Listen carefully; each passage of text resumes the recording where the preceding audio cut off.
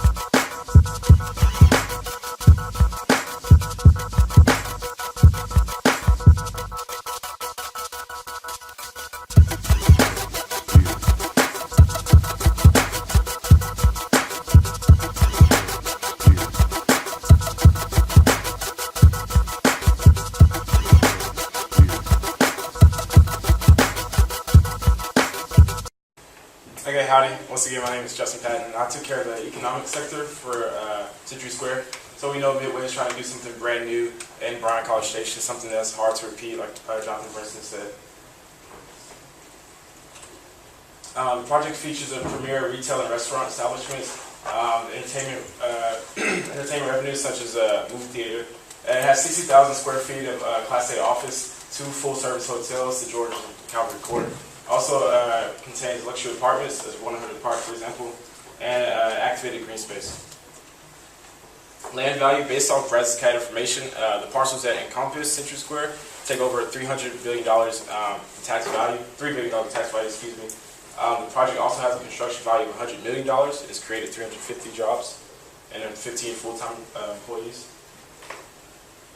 So for Century Square, as you can see, it's $12.5 billion in the hospitality sector of Calvary Court and Century Square. Also, for office space, they're able to create $23 per square foot in office. Multifamily 100 Park gets about $300,000 in rent each month. And also, the retail establishments are 68% leased, as far as the multifamily is 86% leased. Next slide, please. For example, it's just a cap rate for 100 Park. So it has a value of $41 million. Like I said, it gets $300,000 per month in rent. So that's equal to annual income of over $300,000. Leaving a cap rate at 8.7%. So I think they probably want a 6% because you normally buy it at 9 and sell it at 6. So they have a little bit more value to add, but they're on the right track. Next slide. I'm Madison, and I did the social and cultural elements of Century Square. First, I'll start with connectivity. So, yeah, there we go. Century Square is located at the intersection of College and University. There are multiple entrances from University and side streets. Century Square is pedestrian friendly. They have both bike rental accommodations, and they're even experimenting with valet bike services at the George. Like I said, the streetscape is inviting. There are numerous restaurants and retail options nearby. There is not a bus stop yet, but there is one a fourth a mile from the site. There are 4 designated public use areas, and these areas are used to host 15 events per month, and they range from things like exercise classes to music, and just games like cornhole, and I think there was like a tic-tac-toe thing too. The projected annual public visitation is 10,000 people annually, and 1,200 are expected to visit the Green alone. All the site's art exhibits are located at the George. In the future, Century Square will host concerts, food and wine tastings, farmers markets, art shows, and fashion shows. There are no historical exhibits within the site, but there are sites that celebrate the history of Texas A&M, and those you can see that at the George, as it honors presidential history, Cavalry Court, as it honors military history, and the Century Tree replica that honors the traditions of Texas A&M. Living, there are 249 units within the site, and those are all located at 100 Park. There are 879 units within a 5-minute walk, and 1,271 units within a 10-minute walk. There are 2 acres of public green space that is used to host different events, and one of them is an exercise event, which is called Fit Camp on the Green, and it's hosted by Orange Theory. It's 8 times per month, and it's a 30-minute session that's free to the public. Century Square is monitored by patrol throughout the day. The project is a P3 project with Texas A&M, so they're under Texas A&M jurisdiction. So security is Texas A&M security. There have been no reported arrests or property crimes on the site, so I don't think safety will be an immediate issue, and that's because lighting isn't a problem and security isn't a problem at the moment. And then as we know, there's a substantial level of coordination between Midway and Texas A&M real estate programs. Alright, so I'm Jenny, and I'm going to cover the Century value taken from Century Square. Now, we all know that Century Square is a mineral development with good design because they pay such careful attention to the harmony between and synergy created from these elements of design. Not only are these important to the economic viability and the cultural cohesion of a development, but also to triggering a person's senses.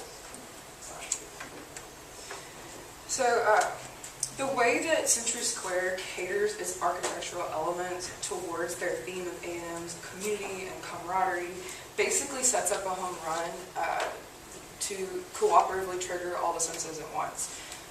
Century Square's architectural salute to Aggie Land's agricultural and mechanical identity, combined with Midway's dedication to their core values, produces the unique sensory value of Century Square's architectural elements. Next slide. With almost 2 acres of open space throughout the development acting as a filler in between the architectural elements, greenery placed within this space provides the opportunity for Century Square to improve both economic and social well-being of their people, of their patrons.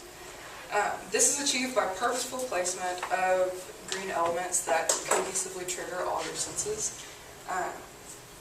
From landmark areas such as the green and the tree in front of the canteen to more passive green areas beside benches and walkways. Both of these types of green areas are equally important to Century Square's sensory value. Next, please. Talking about pathways, varying textures, color schemes, accessibility, and collaboration between pathways naturally hit your senses of sight and touch.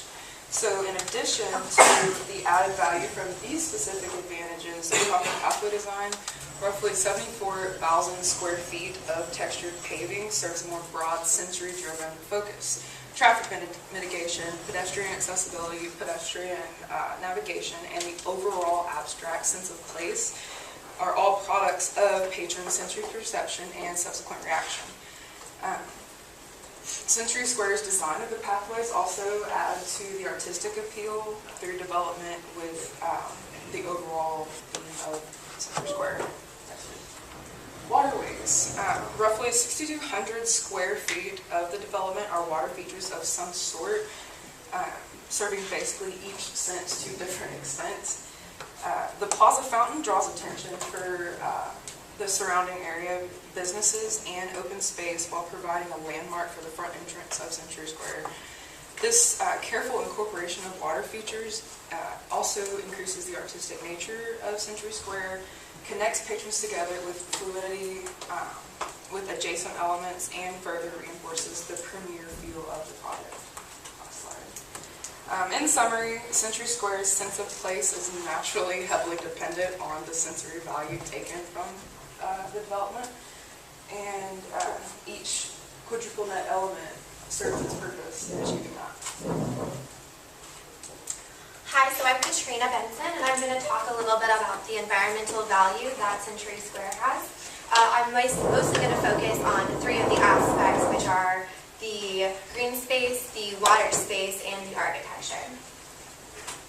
So the green space, about 25% of this development is green space, and that does include treetops. A lot of these species are going to be native plants, and there are over 160 trees planned to be here, with several of them being the relocated oak trees that we've talked about. So the big question is, how does this improve the air and water quality? So native plants are actually able to sequester more carbon from the air, as well as conserve water than their imported counterparts. The mature trees, such as the relocated oaks, which is why it's so important, are able to remove about 48 pounds of carbon dioxide per year.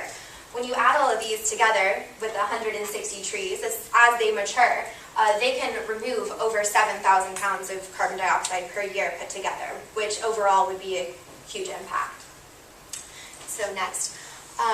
Going off of this green space, most of the plants on this site is developed as xeriscaping, which is the conservation of water through creative landscaping. This creative landscaping, you can see, means that they have space throughout where they're planted. They're spaced widely apart, and in between there's gravel or mulch, and this is able to help conserve water by eliminating water runoff and evaporation, and it actually keeps the water in there, so that does help that. And you can see, comparatively, the day after a rainstorm, how the xeriscaping was able to absorb the water versus this low-lying area with no water runoff, was just standing. So lastly, in the architecture, I'm going to focus on the heat island impact. As you can see, before it was built, it was mostly undeveloped land. So what happens with solar radiation is it comes down, and in a normal scenario where it's just land, the ground will absorb the incoming solar rays. As the land gets developed, the solar radiation then hits the development and is radiated back out into the atmosphere, creating higher temperatures. So because there is a significant change in the amount of development on the land, the heat island impact will be significant. However, the addition of all these trees, and as they grow and create more green space and canopy, should be able to reduce this effect. So just kind of to wrap things up, some specific recommendations that we have for the specific values. Economic, we found that the whole parking issue is definitely impacting if people come. And so our recommendation was perhaps waiting closer to development completion to charge for this parking, because some people are going there and immediately not wanting to come back because they had to pay for parking. And it's just like it's an issue. Like, it is a major problem that people are turned off from Century Square. Hey Jeff, can I have a comment about that? Yeah. So on the Century Square Facebook, we read all the comments, and most of the comments said, negative comments were saying, hey, I'll never want to come back to Century Square because I have to pay for parking. So I think just because it's so new in the nature of Bryan College Station, I know you're going to do it anyway, and it's great to have you pay for parking, but like Jeff said, maybe prolonging it until at least you have all the amenities there present for people to actually want to come. I guess to get a bad taste in their mouth before you actually finish is kind of like a bad idea. So right, and then social and cultural value, the big issue was with, it's trying to be walkable, but yet there's not technically an on-site bus stop, and there's not any really bike facilities. So I think just continuing to push for that walkability and that anti-car world that they're trying to create is how they would continue to enhance that value. The sensory value, there's construction everywhere, and we found that was an issue. Just continuing to try to minimize the impact visually and just sensory-wise of all this construction everywhere, and trying to minimize the impact that has on your whole experience in the site. Environmental value, Katrina touched on a lot of these things, but just continuing to push for less impermeable surfaces that are creating those drainage issues, and continuing to seek alternative energy sources because it's so hot, making solar power an option for powering buildings and everything. So those are, and yeah, so in conclusion, we believe that Century Square did have a laser line goal and a need to meet, and I think they met that need. It's just a matter of time before some of these values really come into play because there's still a lot to be constructed, a lot to be finalized.